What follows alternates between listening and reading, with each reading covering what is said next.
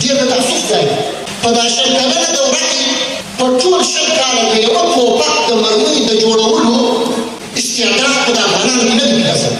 ټول هغه موارد، ټول هغه شیان، هغه آلات چې دا ورڅخه زده کېږي دا د افغانستان څخه ایستلي. جوړې مرمۍ، جوړ ټوپک، جوړ ټانک دی درته راوړي، در باندې خرڅوي، دی یې جوړوي. خو دی متمدن دی، دی پرمختللی دی، دی پیسې لري. په یوه او په بل نامه باندې موږ او تاسو جوړوي. ډېره ځیرکتیا پکار ده. زه باید دا توان ولرم، دا استعداد ولرم او دا څه برابر کړم چې دا هر څه په خپله موطن کې جوړ کړم.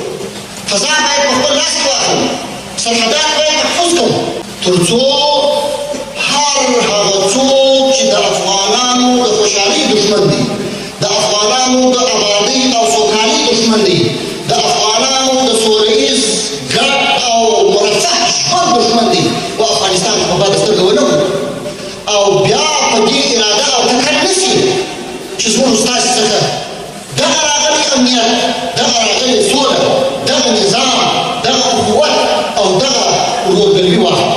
وګرځوئ تبعیضونه تر شا وګرځوئ.